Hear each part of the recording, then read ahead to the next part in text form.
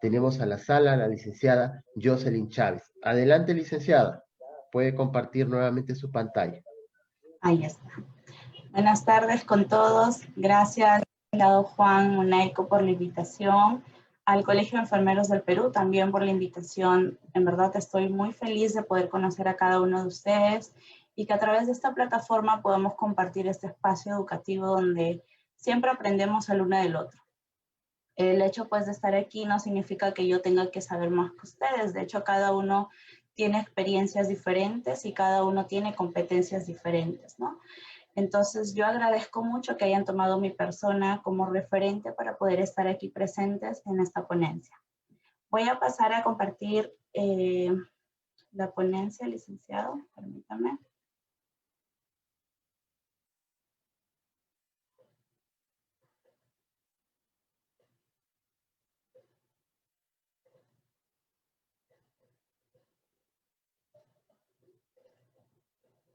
Ok, ¿sí se ve bien? ¿Sí se observa? Sí, perfecto, licenciada. Mencionarles que estamos en transmisión por Facebook, así que también estamos pendientes de los comentarios de Facebook y recordarles a los participantes que tienen alguna duda, alguna pregunta, lo pueden realizar al finalizar de su presentación. Adelante, licenciada. Muchas gracias, licenciado. Bueno, licenciado, me presentó ya. Sí, soy enfermera, también licenciada. Actualmente soy parte del equipo de respuesta rápida COVID-19 del MINSA. Muy feliz de poder estar también apoyando en esta dura batalla y también pues la otra pasión mía que es la docencia, ¿no? Docente del Instituto Daniel Alcides Carrión y también del Instituto CICE. También fue en un momento docente de la universidad de donde egresé, de Cayetano Heredia, ¿no? Y bueno, pues estoy aquí ahora compartiendo con ustedes esta gran ponencia. La ponencia se titula Rondas por la seguridad del paciente, rol del profesional de la salud en inmunizaciones. Como todos sabemos, las inmunizaciones en el primer nivel de atención son fundamentales para poder salvar vidas. Hemos sabido que por años las inmunizaciones han salvado miles de vidas, hemos erradicado muchas enfermedades. De hecho, existen muchas perspectivas en cuanto a la inmunización. Muchas personas creen que no es importante. Muchos con esta pandemia también han cambiado ese pensamiento y piensan de que sí, las inmunizaciones realmente son prioridad ahora para poder evitar cualquier enfermedad. Sin embargo, las inmunizaciones no podrían ir de la mano si no es también junto con la seguridad que debemos darle al paciente dentro de nuestro cuidado. La base de la enfermería y la base de nuestro cuidado justamente es la seguridad. Y es por eso que nosotros en cualquier acción de enfermería que realicemos, y seguramente ustedes lo hacen muy bien, la parte de seguridad es un aspecto fundamental dentro de nuestra profesión. Y cuando hablamos de rondas de seguridad del paciente, cuando a mí me dieron por primera vez este tema, y yo les soy muy sincera a cada uno de ustedes, yo dije, wow, un tema bastante importante, porque siempre se toca las inmunizaciones aparte y la seguridad, que es otro tema y que de hecho es muy amplio.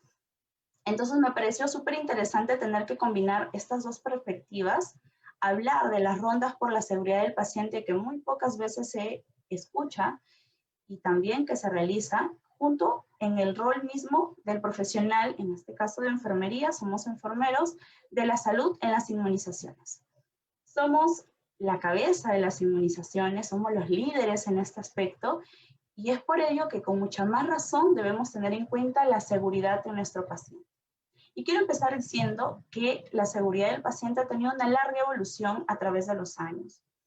En el año 90 realmente se dio, digamos, ese despliegue grande, ese boom, en donde en el 95 se notificaron diferentes incidentes.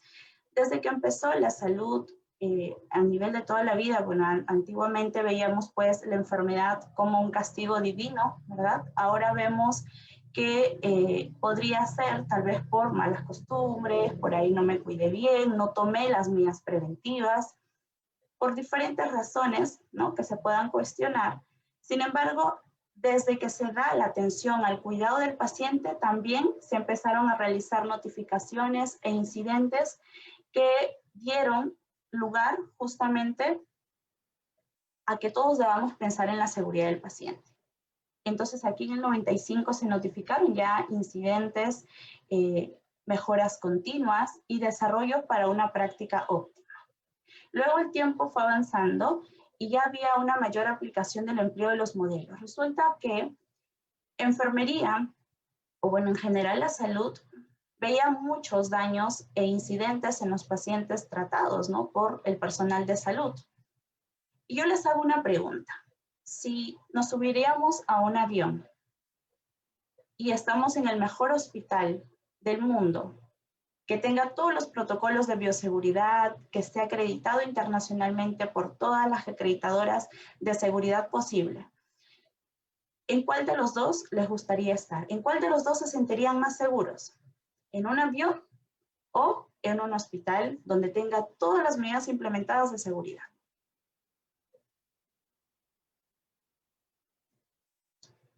A ver, yo les doy por ahí un minuto de reflexión a cada uno de ustedes. Seguramente van a reflexionar internamente.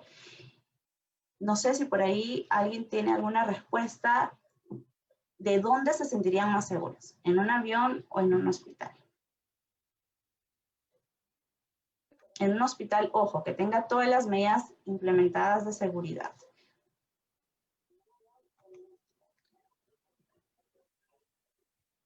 Sí, la persona que, o la participante que tenga la respuesta, Elizabeth. A ver, te vamos a dar acceso. Ya tienes acceso, Elizabeth, para que puedas responder. Muy bien. Buenas tardes con todos. Mi respuesta sería en un hospital. ¿Ya? Donde me están brindando todos los, ¿no? Lo que es salud, ¿no? Ya. Porque en un avión estoy viendo y estoy yendo y el avión puede tener algún, ¿no?, un defecto o algo y casi morimos todos ahí. En cambio, en un hospital no. Muy bien. Gracias, licenciada. La licenciada Karen parece que desea participar. A ver. Licenciada Karen, ya tiene acceso. Puede activar su audio. Ya está. Ya, perfecto. Ya, buenas tardes. Buenas tardes, licenciada.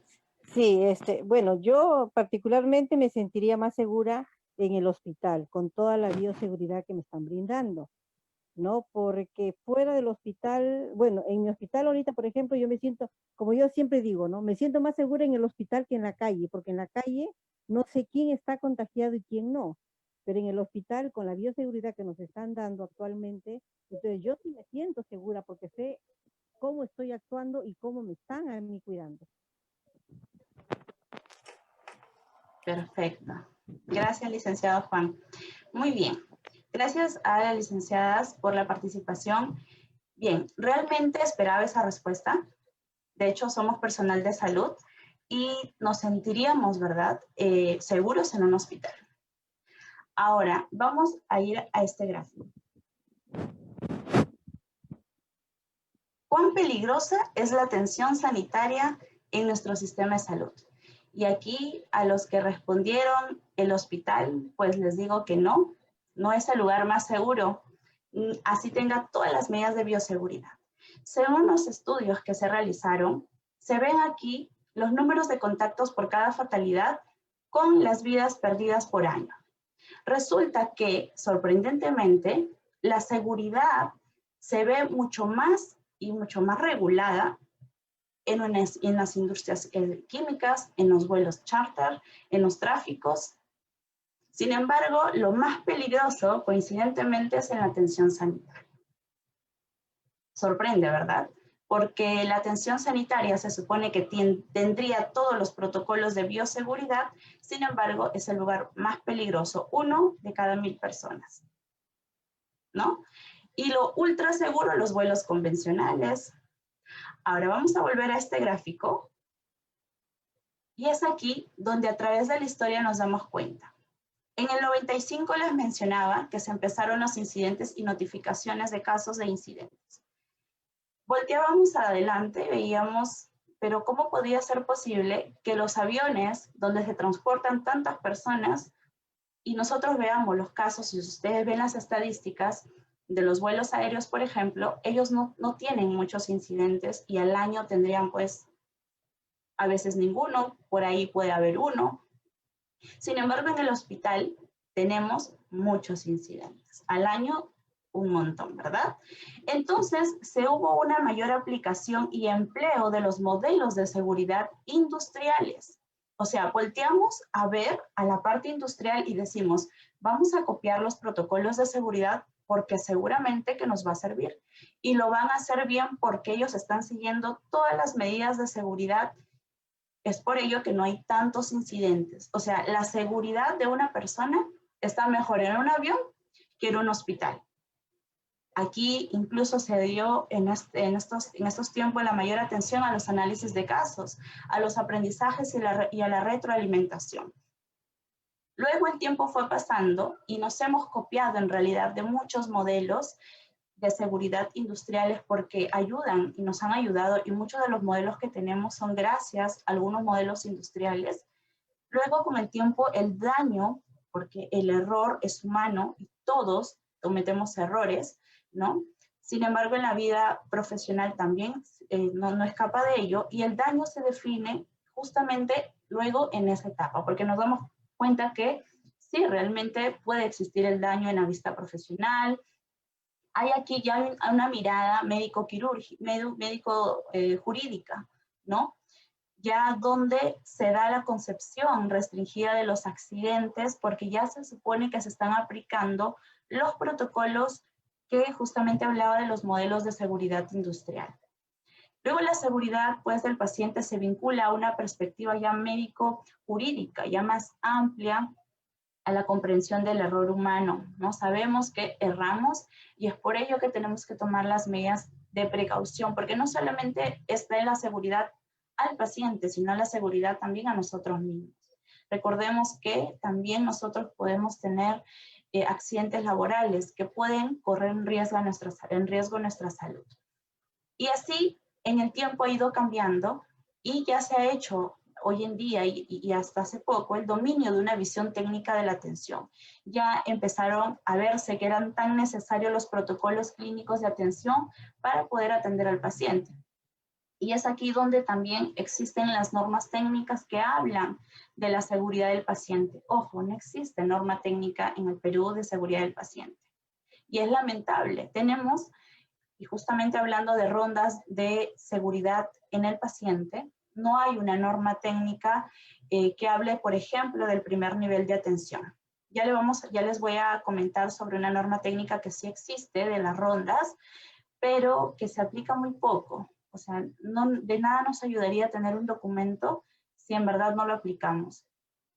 Y ahora en el 2020 el reconocimiento de factores humanos, sabemos que nuestra profesión es ciencia, ¿no? Los factores organizativos y la cultura de seguridad son prioridades en el campo de la seguridad. Ahora, hoy en día, con todos los protocolos, con todos los modelos de seguridad industrial y todo, deberíamos atender mejor a nuestros pacientes. Entonces, se plasman objetivos de los servicios sanitarios y tenemos muchos objetivos que nosotros podríamos tener en un servicio de salud. Tenemos la calidad, la satisfacción, el respeto, ¿no? La eficacia, la efectividad, la eficiencia, la equidad, la adecuación, puntualidad, accesibilidad, todos los objetivos que queramos.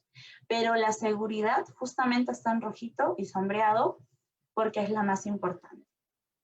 Si nosotros no tenemos seguridad en nuestro cuidado de atención, realmente todo lo anterior no nos ayudaría y tampoco serviría de nada, porque si no hay seguridad no hay una buena calidad.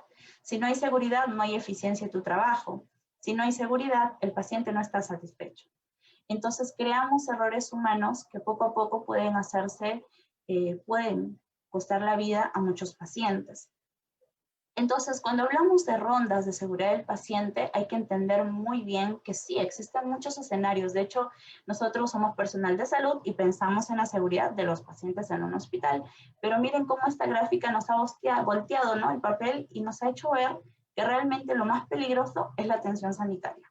Y siendo lo más peligroso y que 1 de cada 1000 personas pueden sufrir un daño, no le tomamos en serio a veces a la bioseguridad.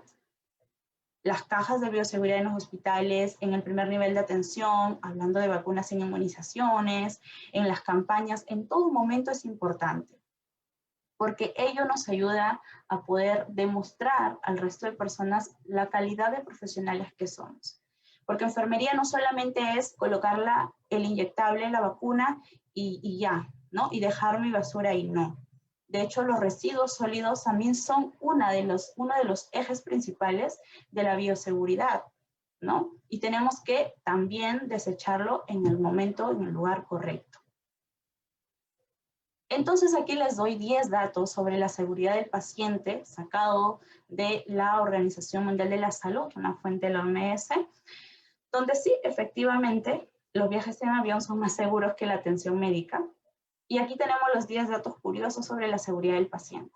1 de cada 10 pacientes sufre daño mientras recibe una atención hospitalaria. Y es que hay muchos artículos científicos que nos dicen que realmente los pacientes y los médicos confiesan que hay muchos pacientes que han tenido algún daño por negligencia médica, por una mala prescripción médica, por un maltrato o cuidado en el paciente. Entonces, no podemos escapar de los errores, existen. Entonces, ¿qué está faltando? Si se supone que el viajar en un avión es mucho más peligroso que una atención sanitaria. Luego, los EA, por falta de seguridad de atención, son probablemente una de las 10 primeras causas principales de muerte y discapacidad, los errores. Los errores en la atención son justamente las primeras causas de muerte. 4 de cada 10 pacientes sufren daños en atención primaria y ambulatoria. Muchas veces se piensa que estar en la atención primaria o en el primer nivel de atención es lo más sencillo. Y muchos piensan que son los que trabajan menos que un hospital. Y realmente no es así. Realmente no es así porque también hay que educar al paciente, hay que tomar las medidas de seguridad apropiadas y hay que tener en cuenta que las personas tienen que salir con mucha más razón, por ejemplo, de una campaña de vacunación, de un sitio ambulatorio donde tengas que aplicar una inmunización, una vacuna a un paciente, el paciente tenga que saber qué vacuna se le administró, cuándo es su próxima dosis, qué efectos colaterales puede traer la vacuna, ¿no? Y si tiene algún riesgo, ¿qué puede pasar? Y además de ello, yo antes tengo que preguntarle si es alérgico, si está tomando antibióticos, si está sano o tiene síntomas. Todo ello es importante. No significa que trabajemos menos que un hospital. Cada nivel de atención es primordial y es indispensable. No significa que haya menos trabajo. Yo le pondría más bien que no nos toman la debida importancia en el sistema sanitario. Y es por eso que estamos así. Realmente el reforzar el primer nivel de atención es el pilar fundamental para hacer que nuestro sistema de salud cambie. Yo estoy convencida de ello. En el punto número 4, en el dato número 4 nos dice al menos 1 de cada 7 dólares canadienses se gasta en tratar daños sufridos por la atención de salud. Daños sufridos por la atención de salud. Entonces, ¿qué está pasando, no? Aún nos faltan realizar más protocolos más a profundidad o es que no estamos haciendo bien nuestro trabajo. El dato número 5, invirtiendo en seguridad del paciente, se puede obtener ahorros significativos. La falta de prácticas y errores en la atención causa daños también a millones de pacientes. La falta de prácticas y errores. Colegas, sé que muchas de ustedes tal vez tendrán a su mando alumnos, por ahí alumnos en las prácticas de hospital, ¿no? Hay que ponernos también en el lugar de ellos y ayudarles justamente a que practiquen. ¿Para qué? Para que sean excelentes enfermeros. No podemos dejar de lado y el pensar que solamente porque nosotros no somos responsables del servicio no podamos delegar la potestad a otro para que pueda también hacer su labor en ese momento. Yo creo que es la mejor oportunidad de apoyarnos entre nosotros para evitar, porque justamente uno de los errores de seguridad del paciente es porque ellos no practican. Y son muy pocos las casas de estudio que tengan una sala de simulación o de práctica. Y si se hace, no se hace con pacientes reales. Entonces hay que darles ese bienestar, esa facilidad para que ellos realmente puedan también vencer sus miedos, sus temores y poder saber la diferencia entre la teoría y la práctica, ¿no? Luego, los diagnósticos tardíos o incorrectos son causas también más frecuentes de daños en los pacientes, las IAS y así sucesivamente. Tenemos muchos datos y en verdad yo los invito a leer sobre este tema a profundidad, que en verdad es muy amplio. He traído antes de hablar un poco sobre el tema del rol de las inmunizaciones en nuestro campo porque me pareció súper importante hablar, y aquí también hay errores incluso multicausales que nos menciona la OMS, porque sí, los daños pueden ser de diferentes causas. Podemos tener daños en diferentes condiciones y miren, de todos los daños que tenemos, el daño que tiene en primer lugar con un 13,5% es la cirugía en un lugar erróneo. ¿Quién recepciona al paciente en una cirugía? ¿Quién le entrega a otra persona para que el paciente pueda entrar a sala de operaciones? ¿Acaso no es el personal de enfermería el que está siempre con el paciente para que pueda ayudar a que haya una cirugía segura? ¿Dónde están el checklist? Los 3 momentos. ¿O solamente quedó en el papel? Entonces, hay que realmente tomarnos en serio que los daños que ocasionamos pueden ser mucho más graves que viajar en un avión. La Young Commission nos habla sobre estos eventos centinela más frecuentes y que han sido notificados y nos habla que la cirugía está en el primer lugar. Luego el suicidio, complicaciones posoperatorias, retraso en el tratamiento, errores de medicación y caídas de pacientes, que también es otra de las cosas que también debemos tomar en cuenta. Existen también digamos, normas, existen bastantes pruebas donde podemos nosotros ver el tema de las caídas del paciente, ¿no? Y poder medir si realmente hay un factor de riesgo para ello. Al igual que eso, también la OMS nos habla sobre los retos mundiales de la seguridad del paciente. Y aquí en estos retos mundiales engloba a todos. Y es un reto mundial porque todos los sistemas de salud deberíamos centrarnos en estas 6 metas. La primera meta nos habla de identificar correctamente al paciente. Todos debemos identificar correctamente al paciente. Y el primer nivel de atención, con mucha más razón. Todos los niveles de atención deberían tener la identificación correcta de los pacientes. Y justamente por esta mala identificación, o por acordarme, el señor de barbita, el señor que tiene el polo tal, o el paciente de la cama 5, el paciente de la cama 6, sin tener en cuenta el nombre del paciente. Nuestra mente puede ser tan frágil que podemos causar errores. Entonces, por eso la pulserita, que lamentablemente no se usa mucho en hospital, pero sí en la parte privada, es importante. Y si no se puede hacer eso, entonces al menos manejar y hablar en el reporte sobre el paciente tal, no el paciente de la cama tal, ¿no? Sino el paciente, el señor Jorge, el señor Miguel, el señor, etc. La meta 2 habla de mejorar la comunicación efectiva. Es importantísimo que nosotros podamos hablar a los pacientes en un lenguaje adecuado.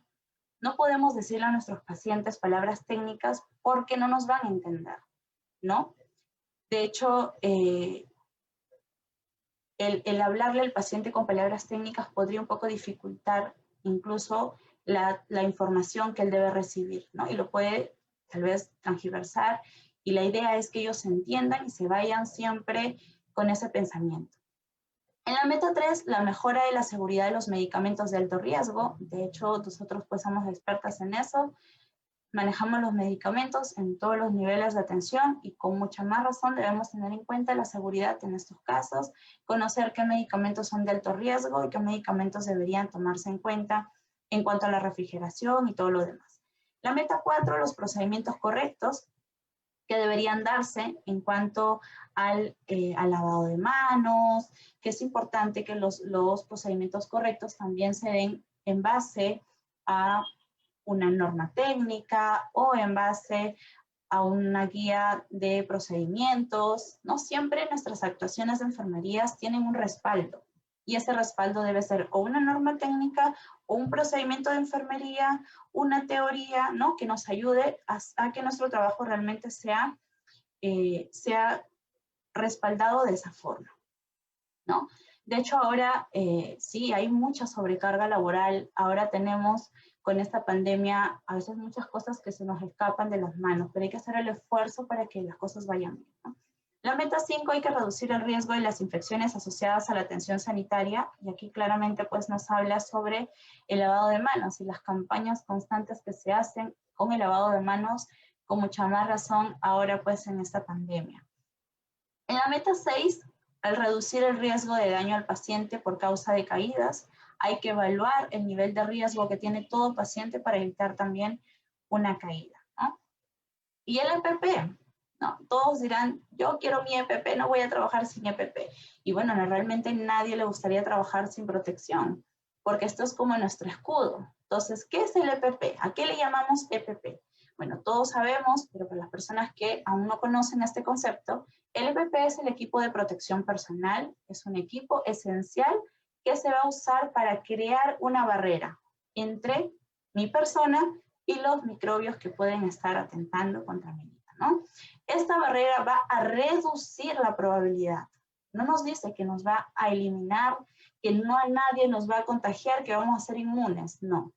Va a reducir la probabilidad. Eso no significa que no seamos propensos a que nos podamos enfermar. De hecho, y esto demuestra muchos de los colegas que hemos perdido lamentablemente por esta pandemia, a pesar del uso del EPP, ¿no?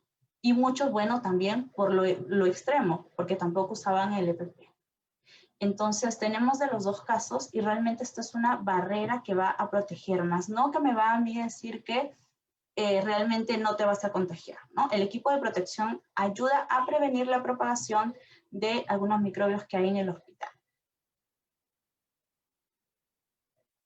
Luego de ello, quería mencionar que la consejería también es primordial y mucho más en el primer nivel de atención, donde vemos las vacunas, las inmunizaciones. El brindar consejería realmente es crear un clima de confianza, como lo menciona ahí.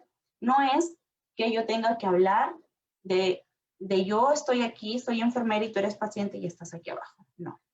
La comunicación en el primer nivel de atención, incluso se hizo el cambio en el kit del buen crecimiento con el control de crecimiento y desarrollo, donde se cambió la norma técnica y se dijo, ok, el kit de buen crecimiento y desarrollo me dice que yo debo tener una comunicación horizontal con la mamá.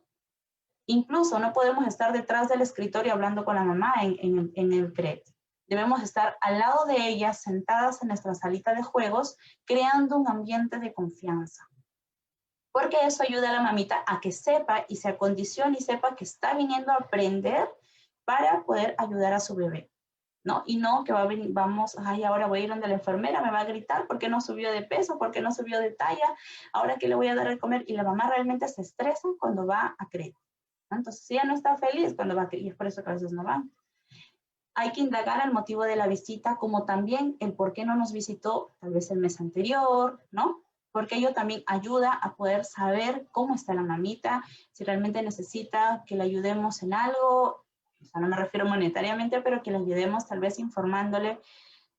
Muchas mamás se estresan, yo también soy mamá, y nos estresamos por cómo cocinarle a los niños. Que la sangrecita, que el bofe, que el hígado, de hecho, son los mejores alimentos nutritivos, son muy económicos, pero hay que ponerle mucha creatividad y enfermería pues tiene que estar en todas, como se dice, y tenemos que saber sobre todas las recetas para poderlas ayudar a ellas, ¿no?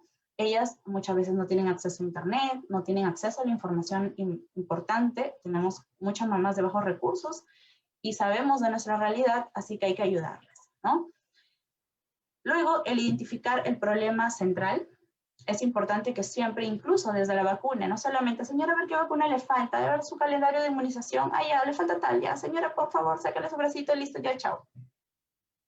De hecho, muchas veces hacemos eso, pero no es así.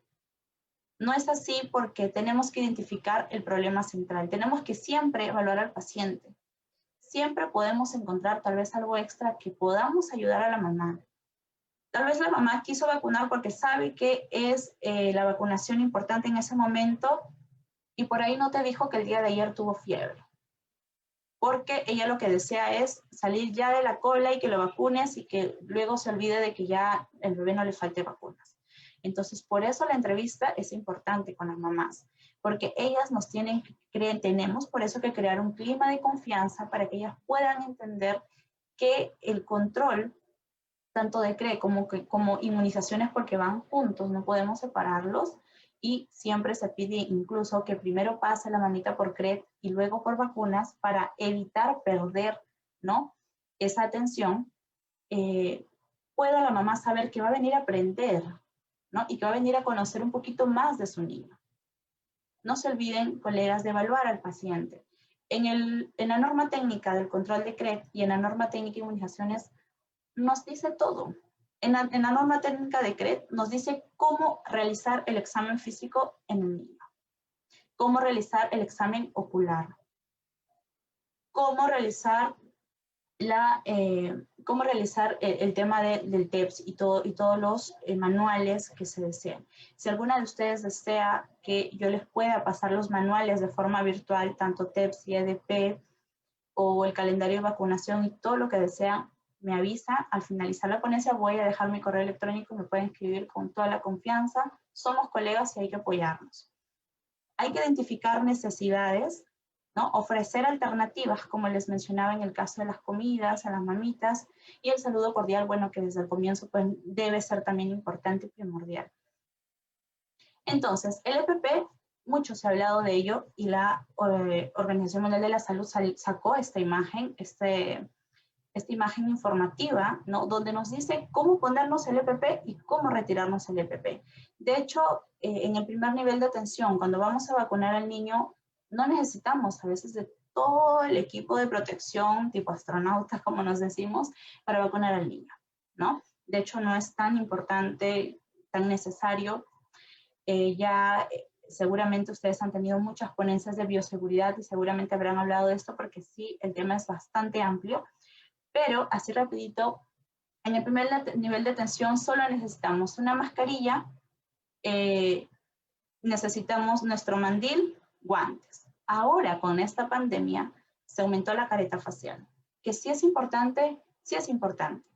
Recordemos que el niño, cuando lo vacunamos, y es que ahora se dice que a los niños no se les debe colocar mascarilla, a los niños menores de 2 años, quiere decir que al niño cuando le vamos a vacunar y va a llorar, va a eliminar sus gotículas en el aire. Y nosotros estamos expuestas. Estamos expuestas realmente porque estamos ahí con el paciente y si no tenemos la careta, no tenemos tal vez una protección ocular en ese momento, podemos contagiarnos fácilmente, y ya hemos tenido casos de colegas que sí se han contagiado, y justamente las que siempre vacunaban niños son las que se han contagiado, a diferencia de las que vacunábamos adultos, por ejemplo, ¿no? Entonces sí, hay que cuidarnos realmente ahora, porque los niños, si bien es cierto, son asintomáticos, pero pueden transportar el virus. Aquí todas las formas y los pasos de cómo colocarse y de cómo retirarse, que ustedes también muy bien lo saben hacer. Y aquí pues el equipo de protección personal COVID-19. Sabemos que en esta pandemia también se disminuyó las coberturas en las vacunas, en las inmunizaciones. Deseamos vacunar a toda costa, pero el evitar la aglomeración de personas hacía que nosotros tengamos que restringirnos por un tiempo. De hecho, perjudicó a muchos niños. Muchos se han atrasado en las vacunas, ahora ya se están poniendo al día, ahora hay muchas campanas de vacunación en todos los distritos y estamos cubriendo justamente a los niños que en algún momento retrasaron sus vacunas. Y aquí tenemos en el primer nivel de atención más o menos cómo debería ser el equipo de protección personal COVID-19. Recordemos que sí tenemos que usar un anteojo o en todo caso una careta facial que nos pueda ayudar a protegernos contra nuestro paciente. Incluso estuve viendo que en otras regiones de nuestro país habían implementado tipo una caseta donde la enfermera pues vacunaba desde ese lado.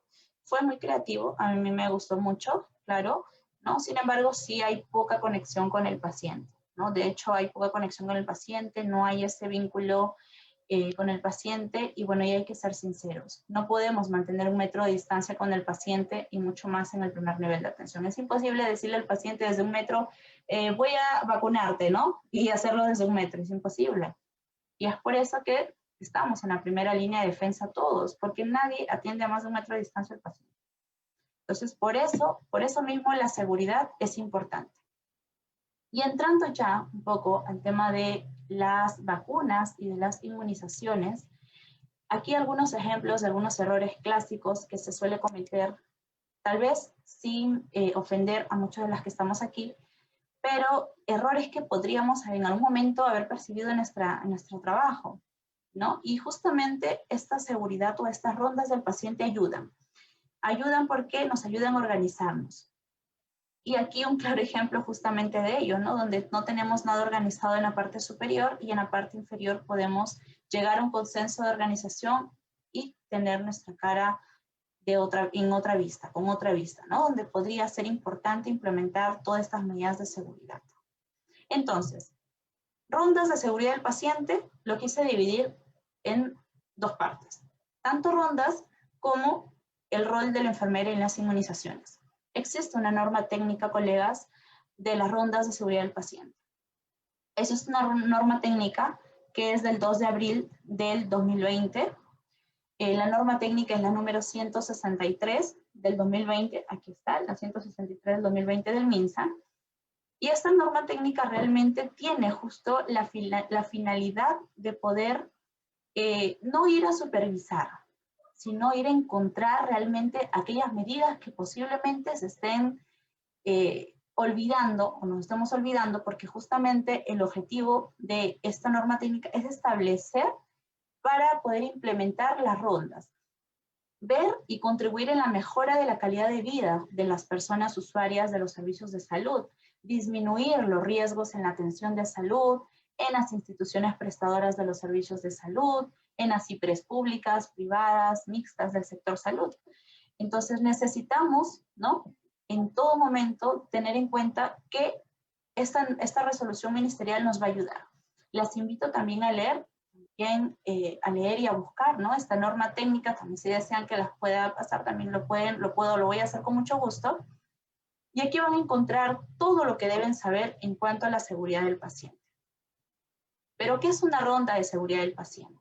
Es una herramienta, como lo mencioné aquí, de calidad que va a permitir evaluar la ejecución de las buenas prácticas de atención de salud. Evaluar, ¿no? Esto es recomendado para fortalecer la cultura de seguridad del paciente. Consiste en una visita programada de un servicio seleccionado al azar en una determinada IPRES liderado por una máxima autoridad de esta. Por ejemplo, la máxima autoridad de un centro de salud es el jefe del establecimiento, el médico, ¿no? Él es la máxima autoridad del centro de salud. Él se pone en contacto con los encargados de la ronda de seguridad del paciente. Ellos fijan una fecha, vienen al establecimiento de salud, realizan un pequeño sorteo y se decide qué servicio se va a hacer la ronda de seguridad del paciente. Si por ahí salió que fue el servicio de inmunizaciones, entonces van al servicio de inmunizaciones y se encargan de ver y de poder encontrar o de evaluar si hay algún riesgo o hay alguna herramienta que yo tenga que modificar o ayudar a la colega para que pueda hacer mejor su trabajo. De hecho, aquí voy a identificar qué práctica podría estar siendo insegura durante la atención de salud y establecer un contacto directo con el paciente, la familia y el personal de salud, siempre con una actitud educativa y no punitiva. O sea, no significa que tenemos que criticar o que tenemos que evaluar, ya fuiste, o estás mal, tú no sabes, no. La idea es apoyarnos. Y justamente trae las rondas de seguridad del paciente, trae este objetivo de identificar qué práctica podría ser insegura y poderlo cambiar a una práctica que realmente sea la más segura, ¿no? Y aquí en esta norma técnica también existen muchos criterios en los cuales se evalúa. Si ustedes se preguntan, ¿pero qué evalúan? Las buenas prácticas, ¿no? Justamente para ver la seguridad del paciente, y aquí he mencionado algunas. Por ejemplo, la identificación correcta del paciente, el registro correcto en historia clínica, que debería estar, la seguridad de la medicación, por ejemplo, la seguridad del paciente en la unidad productora de salud, ¿no? Entonces, existen varias cosas, incluso cada uno de estos verificadores tiene tiene su resolución ministerial. En algunos casos tiene la resolución, por ejemplo, en el tema del registro de la historia clínica, hay norma técnica de cómo realizar el registro de la historia clínica, ¿no? Cada uno tiene una norma técnica. Y si nosotros realmente nos ponemos a centrarnos muy bien en las normas técnicas, vamos a hacer muy bien nuestro trabajo. Y aquí pues el rol del profesional de la salud en inmunizaciones. Aquí una foto que me la tomó uno de los municipales mientras estaba cargando la jeringa, me encantó, parece ya una foto de portada. y bueno, quise traerla aquí para mostrarles un poco del trabajo que también vengo realizando y del rol que realmente cumple el profesional de enfermería en las inmunizaciones.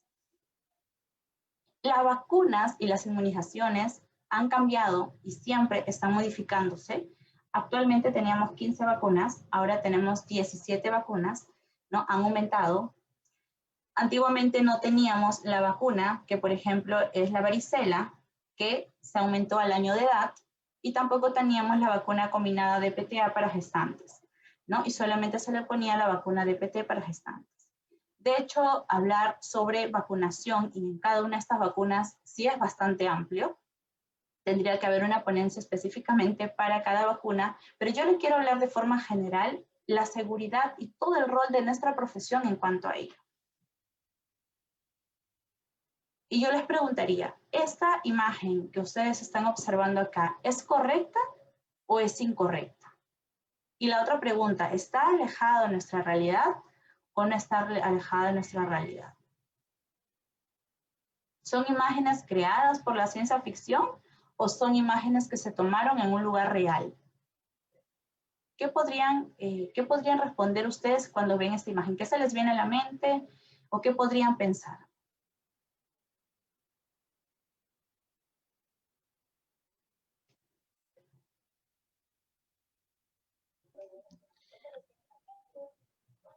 Tenemos a la licenciada Marlene Cedeño para que nos pueda responder. Marlene, adelante. Buenas noches, mucho gusto por su ponencia, muy bonita e interesante. Gracias. Es incorrecto, y no estamos tan lejos de la realidad, es nuestra realidad lamentablemente, cuando se ve que realmente está mal el descarte en lo que es material de hospital, se encuentra casualmente en nuestra realidad. En los sitios más alejados de acá mismo de Lima se encuentra este panorama, ¿no? Gracias. Gracias, licenciada. Licenciada Mérida.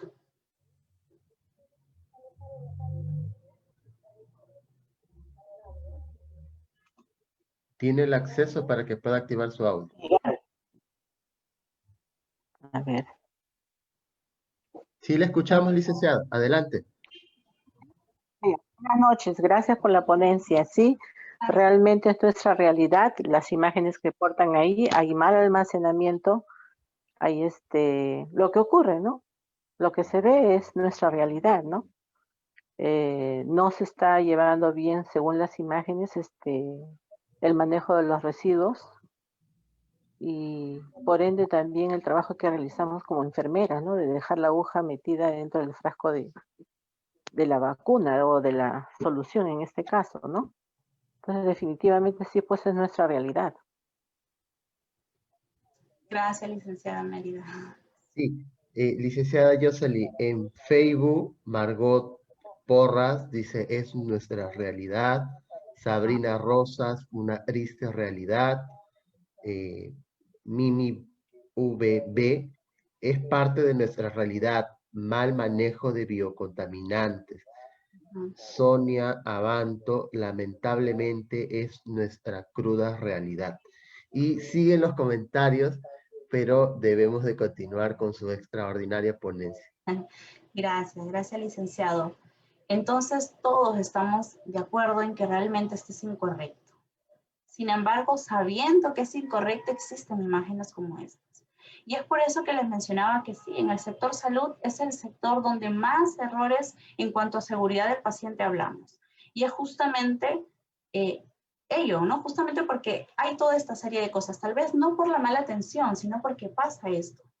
¿Ustedes creen que no hay recolectores de basura que tengan que recoger ello y por ahí tengan que contaminarse? Hay que pensar en ellos cuando nosotros realizamos el descarte de los residuos sólidos. Hay que pensar en ellos porque realmente ellos pueden llevarse muchas enfermedades ayudándonos justamente a descartar todo ello. Y justo lo que mencionaba la licenciada Lima, que sí, realmente dejamos la jeringa, la aguja número 18, que a todos nos encanta dejarlo pues ahí en el frasco de cloruro de sodio, ¿no? Para poderlo ingresar a cada paciente. Claro que es el trabajo más práctico, pero no es la idea. Y realmente no es correcto. Y seguramente ustedes lo sacan cuando viene supervisión. Y es que en realidad no solamente debería ser cuando viene supervisión, sino en todo el momento de la atención. ¿Para qué? Para que nuestro sector de salud realmente cambie esa perspectiva y esas estadísticas que hoy en día vemos. Y algunos aspectos claves que debemos tener en cuenta también, además para asegurar la inyección segura en cuanto a una vacunación, es tener un equipo de inyección seguro. Para ello nosotros utilizamos una jeringa retráctil. Sería realmente muy difícil tener que usar una jeringa de tuberculina que no sea retráctil en un niño, por ejemplo. Acá vemos la imagen de un niño donde podemos inyectar y el niño se mueve, ¿no? Está todo el tiempo moviéndose y podemos hincar tal vez a la persona que está a mi costado, a la otra persona, podemos atravesar la jeringa a otra persona porque tal vez nos está ayudando a coger el niño. Entonces, puede traer errores justamente con esa salvedad. También existen jeringas retráctiles. Hay una adecuada técnica de inyección. La adecuada técnica también asegura que el paciente tenga una inyección segura, ¿no? Si nosotros sabemos realmente que si aplicamos una vacuna, ya sea subcutánea o una vacuna intramuscular en el músculo deltoides, tenemos que hacerlo de forma correcta, ¿no? Y nosotros sabemos muy bien la medida en dónde debería ser. Entonces deberíamos hacerlo de forma correcta para evitar también errores. No hay que tener mucha seguridad de las cosas que nosotros hacemos. Yo sé que todos los que estamos aquí sabemos las buenas prácticas. Es solo que a veces pues queremos hacer las cosas apuradas y ya no tomamos en cuenta o tal vez nunca nos pasó algo que podamos arrepentir. Las cajas de bioseguridad que existen en muchos colores, existen blancas, luego están las rojitas, pero la idea es que pueda tener una caja de bioseguridad siempre cuando haya que descartar un punzocortante o un frasco de vidrio, ¿no? Y una adecuada pues gestión de desechos. Por ejemplo, no ir quemar ni hacer otro tipo de gestión. Tenemos nosotros los protocolos de bioseguridad y tenemos que tener una adecuada eliminación de desechos. Además de ello, características de las vacunas relacionadas con la seguridad del receptor. Nosotros sabemos que una vacuna no puede ser segura si, por ejemplo, no está en una buena cadena de frío. Y aquí por eso habla de la potencia de la vacuna en un frasco abierto. Nosotros tenemos muchas vacunas en nuestro calendario que son multidosis. Y tenemos que tener en cuenta la estabilidad térmica, la presentación, si es líquida, si es liofilizada, y en ello, cada uno de ellos tiene sus características propias. Que si es líquida, tengo que ver la condición apropiada de la cadena de frío y ver y verificar siempre la fecha de vencimiento de mi vacuna. No puedo irme y decir, ok, voy a cargar sin tener en cuenta la fecha de vencimiento. Incluso después de vacunar al paciente, yo tengo que colocar en su registro el número de lote de la vacunación. Si estoy en campaña de vacunación, colóquenle también el número de lote. Es importante. Colóquenle su sello. Si es liodificada, el cumplimiento del tiempo una vez reconstituida. Se supone que si tenemos una vacuna, por ejemplo la vacuna antiamarílica, donde siempre los niños se atrasan porque justamente necesitamos tener 10 niños, ¿no? Varios niños para poderlos vacunar, necesitamos juntar niños, no sé, un sábado vamos a juntar y por ahí es muy difícil a veces. Y esta vacuna no debe durar más de 6 horas abiertas. ¿Por qué? Porque su propiedad es liofilizada. La inocuidad de las vacunas de los frascos abiertos multidosis entonces tienen este riesgo, ¿no? De contaminación con microorganismos patógenos mayor si es un frasco multidosis. Y si por ahí tengo que utilizar un frasco multidosis, hay que tener también muy en cuenta al momento de limpiar, ¿no? La parte de la tapita del frasco. Muchas veces estamos ahí y ni siquiera tenemos en cuenta la bioseguridad. Tiene un efecto bacterostático del preservante conteniendo en la vacuna. Las vacunas liofilizadas no contienen elementos preservantes, a diferencia de otras vacunas que sí lo tienen, ¿no? Entonces, no deben utilizarse una vez transcurrido el tiempo después de 6 horas. La temperatura, todos sabemos pues que las vacunas tienen que tener una temperatura de +2 a +8 grados centígrados. ¿no? Eso nos dice la norma técnica y de forma general. Sin embargo, lo adecuado es tenerla menos de 8, ¿no? Tener hasta 6 es ideal en una vacuna. Tampoco puede estar menos de 2, porque si no la vacuna estaría congelada. Entonces aquí tenemos muchas de las vacunas que están en nuestro calendario de vacunación. Ojalá pronto también la vacuna COVID sea una de las vacunas más de nuestro calendario de vacunación, y ahí también tenemos bastante trabajo. Entonces, ¿cuándo decir que una vacuna es segura? Primero, que hay que tener una técnica adecuada de administración, un uso adecuado de la jeringa y de lavado de manos, ¿no? Recordemos que cuando nosotros vamos a preparar una vacuna debemos tener ya a la mano todos los materiales que necesito para vacunar a un niño. Primero que tengo que saber el esquema de vacunación, y para ello necesito saber la dosis de cada vacuna, la dosis que corresponde a cada niño. Lo segundo, que si es una vacuna que necesita un diluyente, tengo que tener el diluyente a la mano y el diluyente para esa vacuna. Lo tercero es que tengo que tener la jeringa y la aguja adecuada. ¿Por qué? Porque nosotros sabemos que cuando vamos a realizar una vacunación intramuscular o una vacunación para niños mayores de 2 años, necesitamos la vacunación de 25G por 1, la intramuscular. Y la subcutánea, la de 25G por 5 octavos, ¿no? Que es la jeringa que utilizamos. Entonces, eso también tenemos que tener en cuenta. Muchas veces por el apuro no vemos las agujas, no vemos la jeringa y no leemos la parte posterior que sí nos da esa información. El sitio de administración, ¿no? Por norma técnica también se dice que a los niños menores de 1 año se le debe vacunar en el vasto externo, ¿no? del muslo, y a los niños mayores de 1 año en el músculo deltoides, ¿no? La vía de administración, si es intramuscular, si es subcutánea, si es intradérmica, ¿no? Y el intervalo mínimo entre una vacuna y otra, porque existen vacunas que tienen intervalo de cada 2 meses y existen vacunas que son intervalos del mes a mes. Entonces, eso también, toda esa información me la da la norma técnica. Aquí además, la vacunación segura es que hay que cargar la jeringa con la dosis y la vacuna correcta. Y para ello es importante que yo tenga la técnica adecuada de cargar la jeringa. Por ejemplo, aquí hay 2 imágenes. Aquí está más enfocada en la segunda imagen, donde yo puedo observar cómo es la forma correcta de poder coger la vacuna. Recuerden que nuestras manos, nuestra piel y nuestro calor puede interferir con el cambio de temperatura de la propia vacuna. Así que yo no puedo coger la vacuna con mis 2 manos, ¿no? Y tenerlo, digamos, de esta manera y tener que cargarlo, ¿no? Yo necesito coger tanto con mi dedo índice y pulgar la vacuna. Y de esa forma tratar de cargar lo más rápido posible, ¿no? Usar el diluyente específico a cada vacuna, y si voy a usar un diluyente es importante que utilicen otra jeringa. Hay jeringas de 3 cc, de 5 cc, de acuerdo a la vacuna que vamos a utilizar. Aplicar además la vacuna con la jeringa y aguja correcta, administrar la vacuna en el sitio y en la vía correcta, y administrar la vacuna respetando siempre el intervalo mínimo indicado según la norma técnica. Una jeringa descartable, y esta es la jeringa retráctiles, que por ejemplo, esta jeringa retráctil yo reconozco que es de 5 octavos por lo que es la aguja chiquitita, ¿no? Cada dosis de vacuna administrada, y hay que utilizar la jeringa apropiada, si voy a reconstituir o si voy a mezclar, ¿no?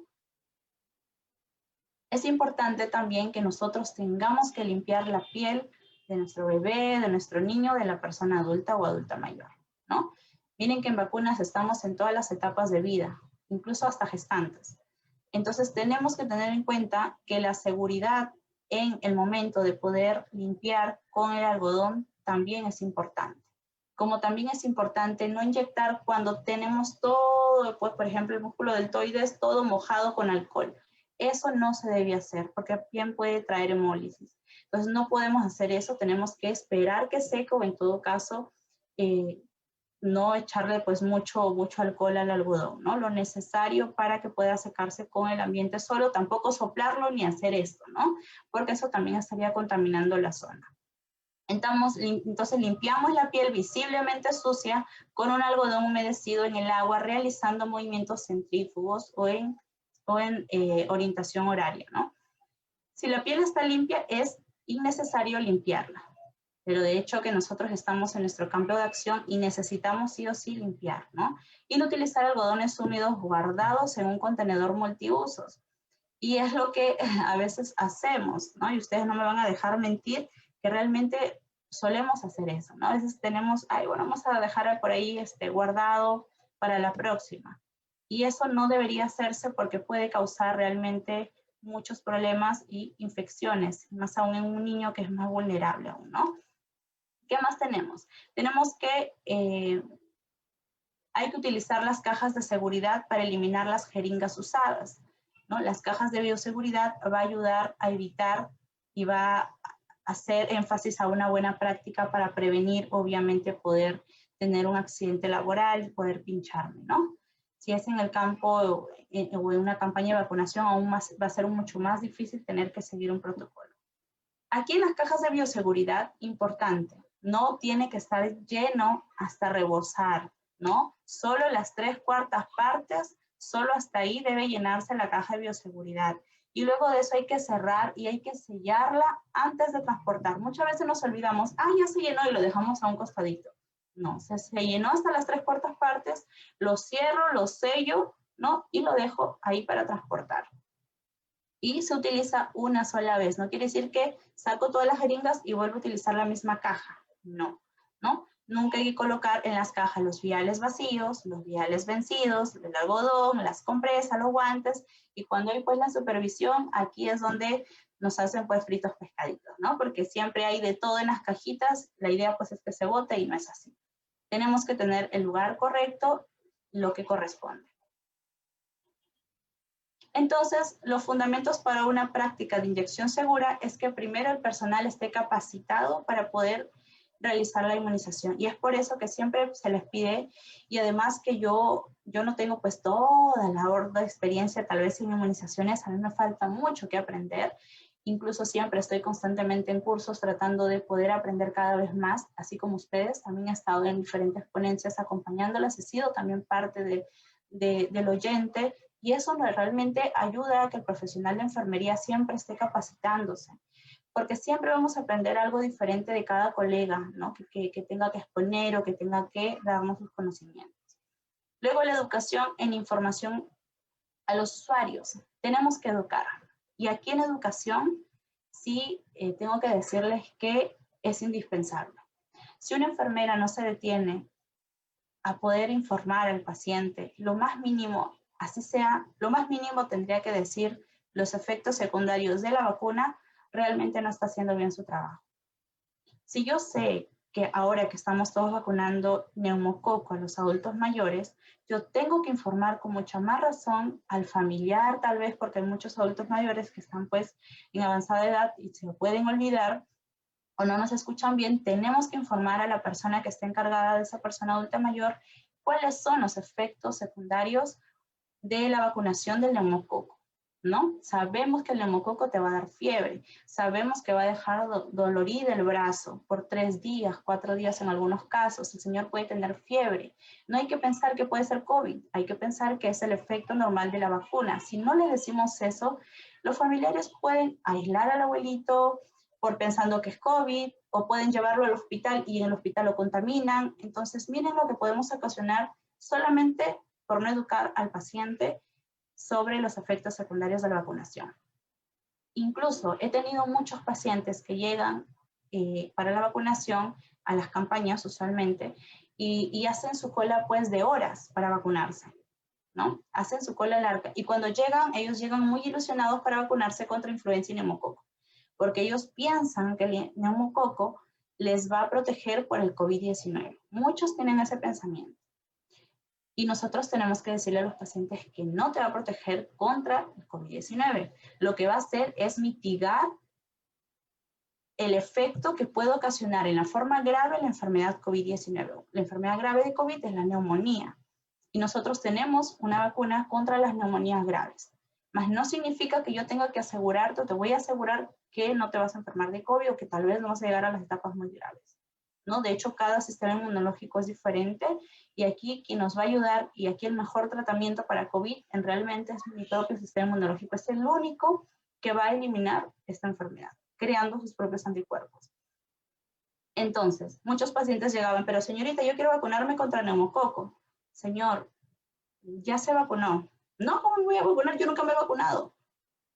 Y realmente si nosotros no tuviéramos el grandioso sistema eCali, que es un sistema informático donde yo puedo ingresar el DNI del paciente y ver si realmente ha tenido cierta vacuna o no, si yo no tuviera ese sistema, muchos pacientes estarían doblemente vacunados innecesariamente y gastaríamos innecesarias vacunas para otras personas que sí necesitan. Entonces, tenemos que tomarnos el trabajo, y es por eso que a veces en las campañas hay colas de colas, porque nos tenemos que tomar el trabajo de estar verificando a cada paciente si tiene o no la vacuna. Y se le dice, señor, acérquese por favor, mire, usted se vacunó el día tal, en el establecimiento tal, se vacunó contra esta vacuna. Y el señor, ya, yo pensé que era la influenza, señorita. No, señor, era neumococo, ahora le falta la influenza. Ya. ¿Se dan cuenta? Entonces, ¿qué es lo que está pasando? No están informando a los pacientes en los centros de salud, no significa que en todos, ojo, tampoco estoy culpando, es solo que está ahí, por ahí tal vez se nos puede escapar, de no informar al paciente, señor, ojo, le estoy vacunando contra tal cosa. O darles el papelito de, señor, por favor, guarde este papelito, esta es su vacuna. Entonces, esa educación y detenernos a tomarnos el tiempo de educar al paciente es importante. La disposición de los desechos en forma segura y apropiada, ya lo hemos hablado, y asegurar la disponibilidad del equipo y de los suministros. Aquí hemos tenido campañas de vacunación, aquí estoy con un colega, compañero, en una campaña de vacunación, por ejemplo, ¿no? Que se realiza, como siempre, en muchos distritos, donde siempre estamos, pues, tratando de ayudar a todas las personas posibles. Yo ahí estoy con mi respirador, obviamente no es necesario, pero ya me acostumbré, ya lo cargo todos los días porque además de la vacuna tengo que ir también a atender a pacientes COVID, entonces tengo que estar con el respirador todo el tiempo. Aquí estoy también en otra campaña de vacunación donde traté de recopilar un poco de información para traer la ponencia el día de hoy. Aquí, si ustedes pueden observar, están todos los materiales importantes para poder realizar una vacunación segura, ¿no? Tenemos las jeringas, tenemos siempre al costado nuestro alcohol gel o alcohol, el algodón, el termo, transportador, porque hay muchos termos en nuestro sistema de primer nivel de atención, hay muchos termos, este es un termo transportador. Tenemos además nuestra cajita de bioseguridad, ¿no? Y también, bueno, el registro ya lo hacen en la primera mesita donde se encarga otro personal de registrar. Y aquí tenemos pues todos los materiales que los he separado y donde ustedes pueden observar la importancia. Por ejemplo, esta es la jeringa retráctil, donde aquí tienes la cantidad, ¿no? El 25G por 1, y hay otros que es 25G por 5 octavos, que es para la vía subcutánea, antiamarílica, CPR, ¿no? Y aquí tenemos pues que siempre vamos a tener un transportador que nos va a ayudar a transportar las vacunas. Siempre en una campaña de vacunación grande necesitamos llevar este tipo de transportadores a las campañas para poder luego ponerlos en los termos, ¿no? Y a eso también se tiene que cuidar la cadena de frío. Esto es como nuestro almacenamiento central y cada uno puede ir sacando a medida que va necesitando. Entonces, ¿qué hacer para poder cumplir mis objetivos? Para poder tener esa oportunidad de vacunar a todas las personas sin haber pérdidas. Realmente tenemos que tener la oportunidad, ¿no? Y para ello tenemos que a cada niño vacunar, siempre tratar de buscar cualquier motivo, en una consulta, en una emergencia, en una hospitalización, en una cirugía, siempre, en cualquier lugar donde vean a un niño, incentiven a la mamá a vacunarlos, ¿no? Y mostrarles que realmente el completar el esquema de vacunación que corresponde es importante. Las pautas para eliminar algunas oportunidades perdidas podría ser que nosotros estemos realmente comprometidos y participando todos los trabajadores. Por ejemplo, el día de mañana, 10 y 11 de octubre, tenemos la campaña nacional de vacunación. Tenemos megas campañas nacionales de vacunación, todos vamos a estar vacunando mañana y pasado mañana, todos los trabajadores del primer nivel de atención a nivel nacional. Entonces, aquí tenemos una oportunidad como un plan piloto para poder realmente demostrar que somos las primeras en vacunas. que realmente somos líderes y nosotros tenemos que liderar esta campaña, porque somos líderes para que cuando venga, y esto va a ser como un ensayo, para que cuando venga la vacuna COVID-19 estemos mucho más preparadas. Aquellas que nunca les gusta vacunar y que no quieren saber nada de vacunas, háganlo. Atrévanse a hacer las cosas que por ahí no pueden para que siempre estemos preparadas en todos los campos, ¿no? Evaluar además el carnet de atención integral del niño en las inmunizaciones que acuden al servicio de salud. Siempre es importante evaluar el carnet, pero no solamente evaluar el carnet, sino verificar con mi sistema ECALI, ¿no? Posiblemente puede haber confusiones. Puede que en el sistema ECALI ya esté cierta vacuna que no esté escrito en el carnet o viceversa. Y tengo que tener al día, ambas cosas tienen que coincidir. Fortalecer la información sobre el calendario de vacunación y lo que necesita el niño para que esté protegido. Explicar a los trabajadores sobre los mitos acerca de las contraindicaciones que pueden hacer que el niño pierda la oportunidad de ser vacunado. ¿Y qué contraindicaciones podrían ser? Que el niño esté enfermo, que tenga fiebre, que esté tomando antibióticos, ¿no? Podrían ser una de las contraindicaciones. U otro, si es la influenza, que el niño sea alérgico al huevo, ¿no? Las pautas para eliminar las oportunidades perdidas, además promover la participación comunal. Es importante involucrar a nuestros actores sociales. Y aquí pues también ese es otro tema muy amplio, hablar de los actores sociales en la atención primaria de salud, porque ellos son los que, a ellos tenemos que motivarlos para que nos puedan ayudar a utilizar estos servicios de vacunación. Realmente tenemos que involucrar a los actores sociales porque son los primordiales, son los que conocen más que nosotros, incluso a veces su propia comunidad. Y más aún, si somos nuevos y vamos a ir a trabajar en una nueva comunidad, tenemos que estar siempre con ellos, ¿no? Y hacer que la misma población participe. Los programas horarios de atención adecuados según las necesidades, esto cambia según el lugar en donde te encuentras, los programas biológicos y suministros, de manera que siempre tenga el servicio un stock suficiente. Motivar a los padres y a los acompañantes a llevar siempre el carnet de vacunación, ¿no? También se hará extensivo a la madre o a la mujer en edad fértil e informar oportunamente sobre las coberturas por tipo de vacuna. Y aquí pues el programa de inmunización en el contexto de la pandemia COVID-19 realmente tenemos muchos retos en cuanto a la vacunación. Tenemos que estar más preparados que nunca, tenemos que informarnos mucho más. Realmente tenemos que además tener un grupo objetivo, y nuestro grupo objetivo ahora son las personas mayores de 60 años, personas con comorbilidades, con diabetes, cardiopatías, personas obesas, problemas renales, hipertensos, cáncer, asmáticos, entre otros, ¿no? Y el mismo personal de salud que también está en contacto con muchas personas. Entonces, tengo que tener muy claro todas las vacunas que puedan estar a mi alrededor, ¿no? Las inmunizaciones ahora se han convertido realmente en algo importante y todos los países señalan y siempre van a tener ese mismo concepto de que la vacunación ha disminuido realmente muchas enfermedades. En los establecimientos de salud es importante tomar en cuenta muchas medidas, muchas estrategias innovadoras para llegar a las personas que no han sido vacunadas, porque tenemos muchas brechas, ¿no? Y tenemos que lograr que realmente toda la población esté sana y esté protegida contra muchas enfermedades prevalentes por vacunación. Y aquí tenemos pues el manejo de cadena de frío en inmunizaciones. Yo le voy a pasar bastante rápido porque sé que tienen otra ponencia. Aquí tenemos algunos almacenamientos de vacunas donde sabemos que es de 2 a 8. Aquí algunas indicaciones, siempre utilizar siempre las vacunas que estén más próximas a vencer. Si yo tengo vacunas, por eso la fecha de vencimiento siempre se verifica. Si yo tengo vacunas que están próximas a vencer, tengo que tener las primeras, ¿no? Tengo que ponerlas en la parte superior y luego ir poniendo las que ya son las que van a vencer después, ¿no? Almacenar la vacuna de acuerdo a la fecha de vencimiento para de esa forma facilitar el retiro de las mismas que debemos rotular en las canastillas. Y ahí están las canastillas de acuerdo a los niveles, indistintamente de los niveles de la misma, pueden estar allí, de esta forma se van almacenando, ¿no? Tenemos muchas refrigeradoras de diferentes marcas, diferentes modelos, MK, por ejemplo, las que se utilizan en los establecimientos de salud.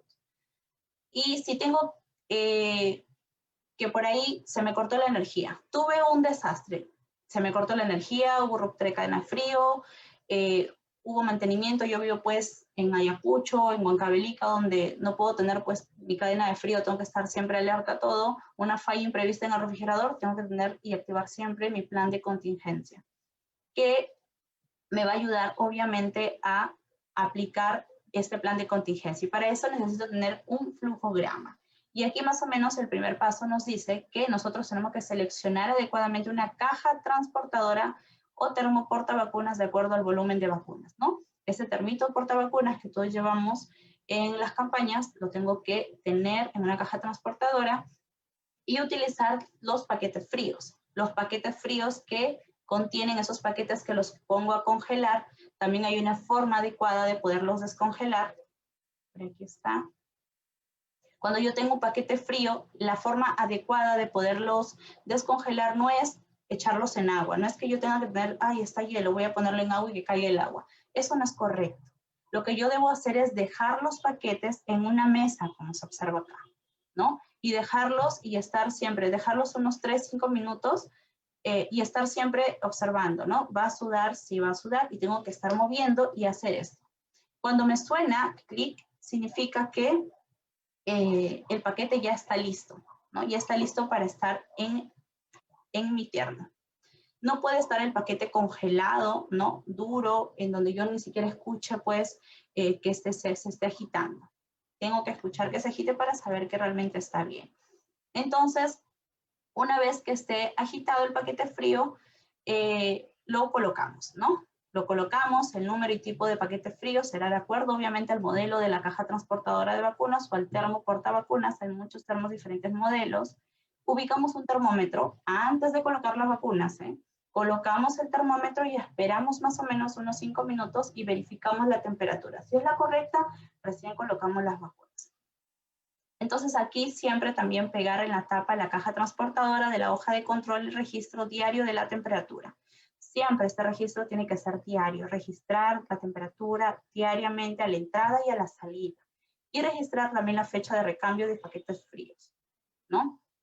Tenemos que almacenar de forma correcta todas las vacunas. Estos son los diluyentes que tenemos actualmente y todas las vacunas que tienen diluyente. Y acá tenemos, aquí está, los diferentes tipos de termos, ¿no? Que también tenemos de acuerdo a su capacidad, de acuerdo a sus características, ¿no? Hay termos portavacunas que tienen para 4 paquetes fríos, otros tienen para 6, otros para 5, ¿no? Entonces hay que ver más o menos para dónde lo necesito. Ahí están todos, ¿no? Cada uno es diferente y cada uno necesita una conservación y cada uno, después de haber colocado los paquetes fríos, se debe colocar un termómetro donde tenga que yo verificar que la temperatura sea la adecuada. Y de esa forma poder tener las vacunas dentro del termo, ¿no?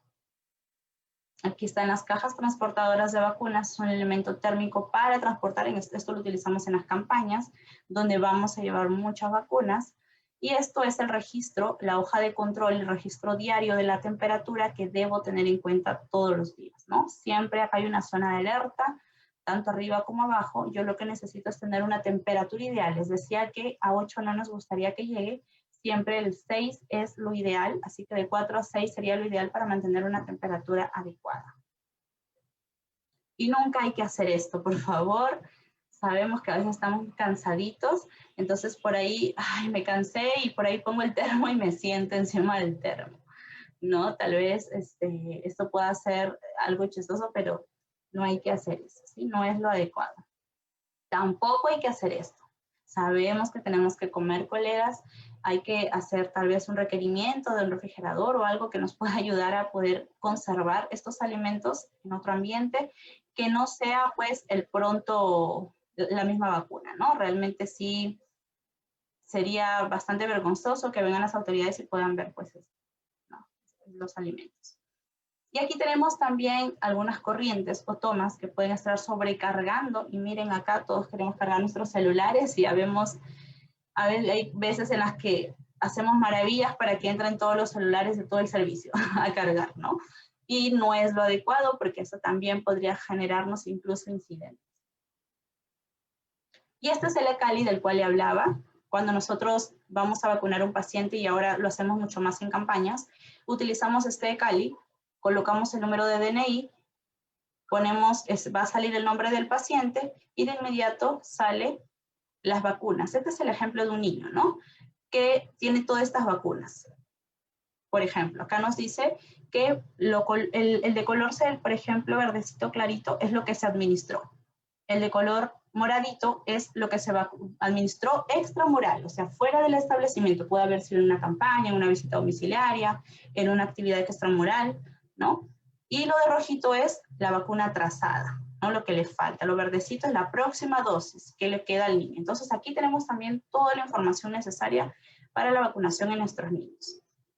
Bueno, pues, como les mencionaba, el día de mañana, si por ahí tenemos algunas personas, los invito al Estadio Municipal de Pro. Vamos a tener un punto en Los Olivos de campaña de vacunación. Vamos a vacunar a mayores de 60 años y personas con enfermedades crónicas. Quiere decir que si la persona tiene... Sabemos que el neumococo lo vacunamos a las personas mayores de 60 años. Pero también vacunamos neumococo a aquellas personas que tengan enfermedades crónicas, con comorbilidades, ¿no? Por ahí si tienen algún conocido, pueden pasarle la voz. Mañana sábado 10 de octubre y domingo 11 de octubre en esos horarios, ¿no? En Los Olivos. Bueno, colegas, gracias. En verdad estoy muy feliz de poder compartir esta humilde información con ustedes. Además, quería invitarlos también. Tengo una página en Facebook para, no sé, por ahí, tal vez algunos por aquí ya me han visto, por ahí charlateando por mi Facebook, o otros recién me conocen. Tengo una página que creé realmente con justamente esta finalidad, de estar más cerca de mis colegas, de poder empoderar la carrera de enfermería desde otro nivel y poder estar más cerca a las personas que necesitan tener una información adicional. Así que quise hacer más visible nuestra profesión y es por eso que hoy luzco con el uniforme turquesa frente a ustedes, porque estoy muy orgullosa de ser enfermera.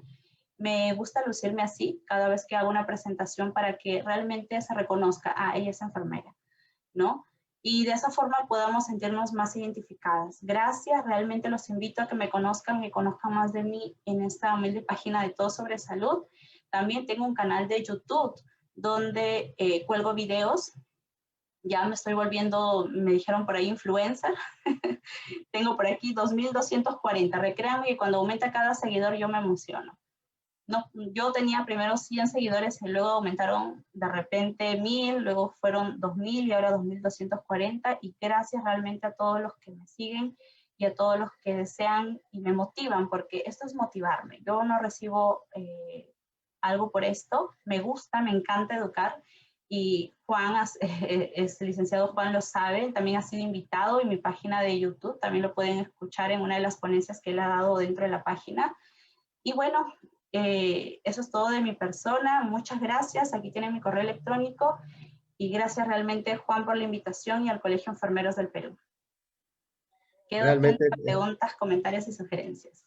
Sí, realmente, licenciada Jocelyn, las felicitaciones del Colegio de Enfermeros del Perú, liderado por nuestra decana, la magistra Liliana La Rosa, y todo el equipo que conforma su gestión, ¿no?, del Consejo Directivo Nacional. Realmente las felicitaciones de Facebook. Muy gracias, colegas. Extraordinaria ponencia. Realmente nos ha hecho ver la parte de la gestión de la bioseguridad en el ámbito de inmunizaciones, ¿no? Desde la realidad hasta las normativas que muchas veces dejamos de lado y nos inclinamos más por la experiencia, ¿no? O la práctica. Somos muy prácticos en poner una vacuna, en poner o realizar un procedimiento de enfermería, pero a veces olvidamos el pequeño detalle, ¿no?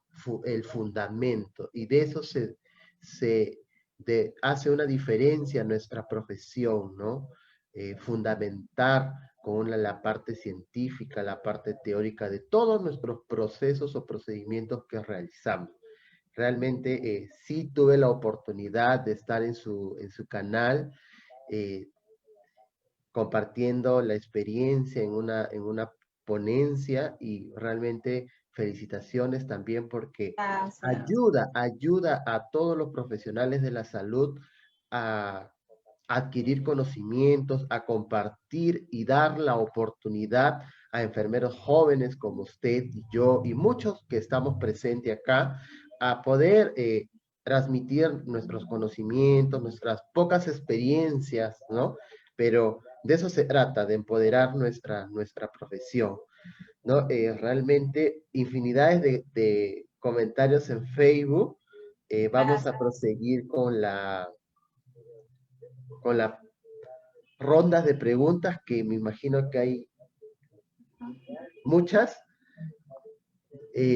Delcy Cruz en Facebook dice: excelente ponencia, gracias por compartir sus conocimientos y experiencias, muchas felicitaciones. Gracias. Alesa, excelente, licenciada Jocelyn, que sigan los éxitos, gracias por compartir tan valiosos conocimientos. A los participantes en Facebook, la licenciada Jocelyn ha plasmado su correo para que puedan escribirle y puedan hacer las consultas en cuanto a las normativas que ha mencionado, porque están consultando también sus correos. Allí lo tienen en la pantalla. Y vamos a dar pase a la licenciada Marlene Cedeño para que pueda formular su pregunta. Adelante, licenciada, tiene el audio. Buenas noches. Muy bonita la ponencia, muy interesante. Quisiera saber una consultita. La licenciada dijo mañana 10 y 11 hay vacunación. ¿Es solamente para Los Olivos o es diferentes distritos? En verdad, mañana es la campaña nacional de vacunación. Solamente van a ser 2 fechas, tanto hoy como mañana. Vamos a estar en Los Olivos mañana. No sé si hay otro lugar realmente. ¿En qué distrito vive, colega? Yo vivo Villa María. Ah, ya. Lo que pasa es que yo veo todo lo que es Lima Norte, ¿no? Entonces, en Lima Norte va a ser en Los Olivos el punto de vacunación. En Villa María debe haber la DIRIS que está en Villa María. Yo le pediría que por ahí busque. La DIRIS de Villa María, Juan, es la DIRIS, a ver si me ayudan, es la DIRIS Lima Sur. Lima Sur, ¿no? Lima Ya. Sur. En la DIRIS Lima Sur, sí, ingresa por el Facebook, ahí seguramente que está también colgado el anuncio, porque todos a nivel nacional tenemos campañas, solamente tienen que buscar su punto de vacunación. Ok, licenciada, muchísimas gracias. Dios lo bendiga. Marlene, gracias por su conocimiento. Gracias, licenciada. Señorita Miriam Machaca, ¿tiene el audio? Buenas noches. ¿Se me escucha bien? Buenas noches. Adelante. Ya, felicitaciones a la licenciada Jocelyn por su ponencia. Quería preguntarle lo siguiente. Un niño de 2 años, de acuerdo al calendario de vacunaciones, tendría que recibir la influenza, pero si por este motivo de la pandemia no ha logrado recibir la de 2 años, ¿hasta cuándo tendría la oportunidad de recibirla? Ya, recuerden que la vacunación de la influenza se vacunan todos los años. Por ejemplo, un niño de 2 años por ahí perdió su vacuna, lo puede hacer lo más pronto posible, vacunarse, ¿no? Apenas encuentra usted un punto de vacunación, vacuna al niño.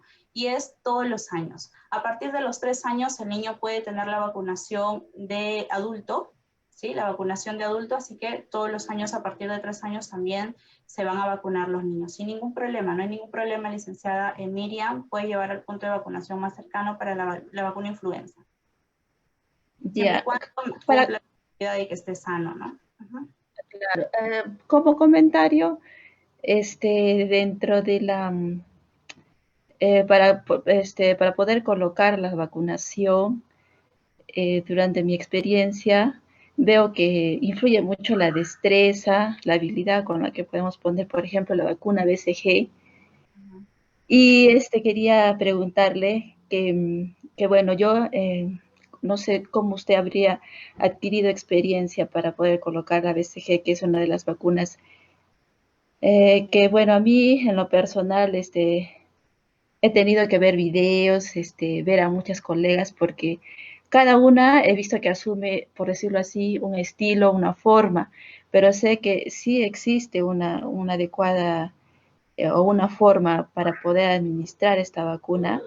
Y creo que también eso influye en el hecho de que se pueda o no, que se llama cometer algún error, o también en el caso de aprovechar la multidosis en un frasco de 10 dosis, por ejemplo. En este caso quisiera saber cuál es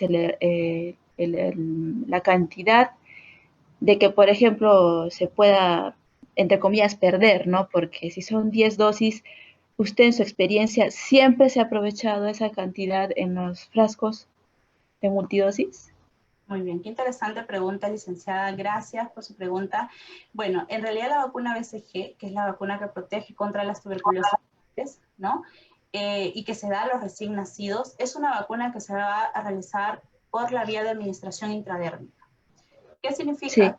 Sí, de hecho tenemos que tener destreza en la vía intradérmica. Si tenemos destreza en, por ejemplo, aplicar en la vía intradérmica, en la pápula, para poder ver la pápula, poder ver la prueba de alergia, entonces voy a tener mucho más destreza intradérmica. De hecho, puede generar temor, pero es importante mencionar que sí. Por ejemplo, en los bebitos, en los niños en general, el músculo deltoides es más chiquitito que en una persona adulta.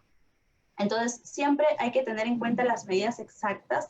Y yo sé que en la vía intradérmica, el deltoides, y se tiene que hacer en el deltoides derecho, tiene que ser del músculo del huesito del acromio o vértice del hombro 2 centímetros más abajo, ¿no? Entonces, esos 2 centímetros más abajo se vacuna se colocan vía intradérmicas, la dosis es de 0,1, ¿no? 0,1 mililitro y, bueno, todo lo que se debe hacer. De hecho, que hay un factor de riesgo pérdida, ¿no? Hay un factor de pérdida que se puede dar, pero si se realiza de la forma correcta no tendría que haber. Realmente no tendría que haber un factor pérdida porque nos dan justamente una dosis exacta para cierta cantidad de bebés. Y es por eso que usualmente esta vacuna BCG se utiliza más en los lugares donde pues están los partos, donde sabemos que hay más niñitos que tengamos que aplicarle, ¿no? Más que en el primer nivel de atención, aunque sí también llegan bebitos. Pero si se diera el caso, sería mejor pues utilizarlo ahí y es por eso que a veces las colegas tienen poca experiencia en cuanto a esto. Gracias. Gracias. Muchas gracias. A usted.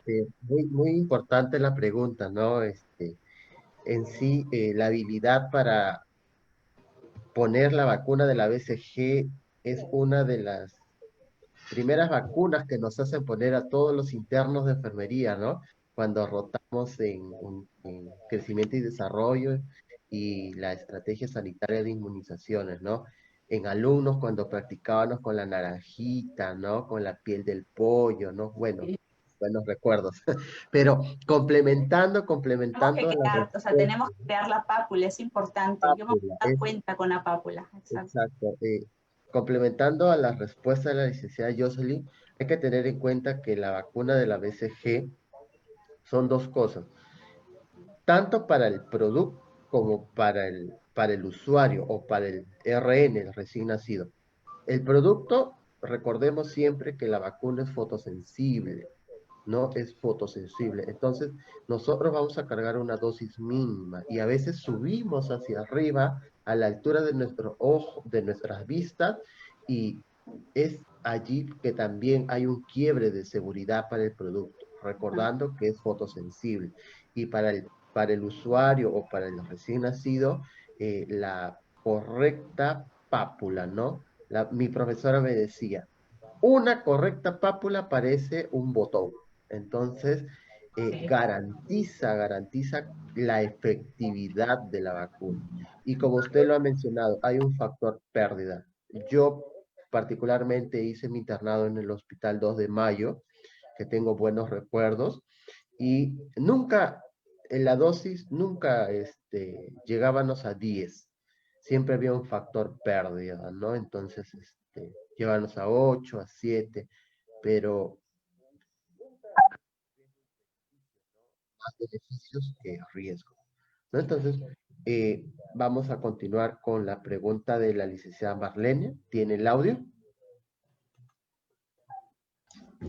Buenas noches, sí, por favor. Quería preguntarles sobre el sistema ECALI que nos mencionó la colega. ¿En dónde lo están usando? ¿Lo están usando en el MINSA, en eSalud, en las clínicas?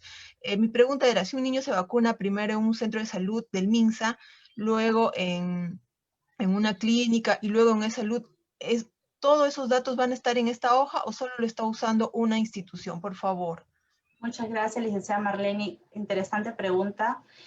Sí, realmente creo que ese es justamente nuestro punto débil en vacunas. Solamente es para niños del MINSA. O sea, solamente aquí registramos niños que están en el MINSA. Si por ahí un niño se vacunó en otro lado, no tienen los lugares o las IPRES particulares, no tienen el ECALI. El ECALI solamente se utiliza y te lo dan el acceso, ¿no? Si eres un trabajador del MINSA y estás en el primer nivel de atención, en un centro de salud, por ejemplo, este es mi nombre, yo estuve en Milagro de Jesús, por ejemplo, ¿no? Y ahí utilicé este ECALI, se me dio acceso para utilizarlo y desde ahí tengo el acceso, por ejemplo, ¿no?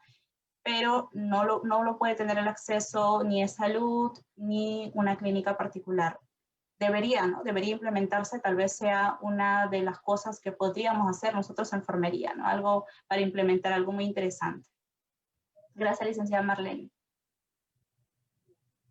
Planes de mejora, ¿no? Planes de Planes mejora de mejora, de hecho.